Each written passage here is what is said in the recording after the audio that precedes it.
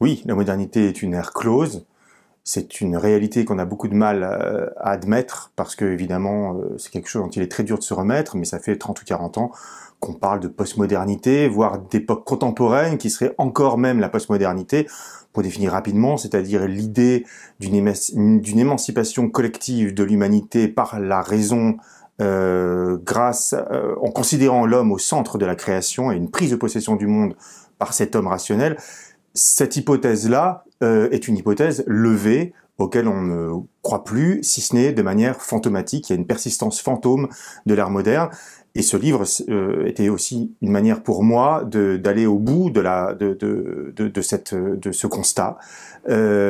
pour assumer enfin la fin de la modernité et ne pas se leurrer sur notamment ce qui prétend être des nouvelles séquences de l'ère moderne, comme par exemple le wokisme, qui en réalité manifeste plutôt une décompensation de ce grand élan moderne, et non pas une reprise de cet élan de conquête. Et je cherchais à retrouver justement les moyens d'un élan et d'une conquête après l'échec de la modernité, en revenant à la source de cet élan qui me semble au XIIe siècle. Bien, il me semble que le XIIe siècle, c'est véritablement le moment d'un équilibre absolu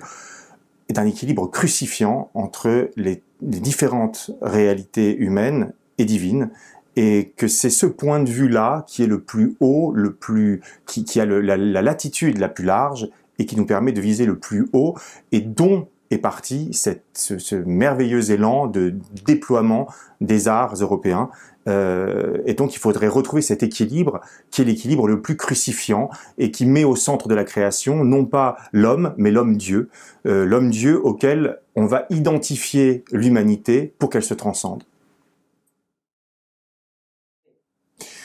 Galard pourrait reprendre sa pleine mesure qui était celle d'un chemin de transfiguration de l'humanité. L'art est finalement ce qu'il y a de plus sensiblement divin, au-delà même des perspectives religieuses, ce qu'il y a de plus sensiblement divin, et le moyen à la fois de diviniser l'humain et de spiritualiser la réalité, de la transfigurer. Et c'est cette ambition magistrale que nous avons perdue, ou que nous perdons de plus en plus dans des formes parodiques, identitaires ou divertissantes de l'art, eh bien, qu'il faudrait retrouver et qui existent déjà, qui sont déjà essaimés dans la création contemporaine, parmi de grands peintres, de réalisateurs, autant pour moi dans les projets contemporains comme Dao de Krajewski, que dans The Young Pope, la série de Sorrentino, autant dans la peinture d'Adrienne Guégnier que dans la littérature de Houellebecq parfois, ou de Jean-Jacques Schoull.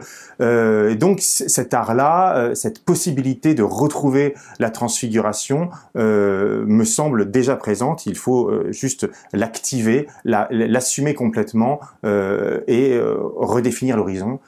pour l'assaillir.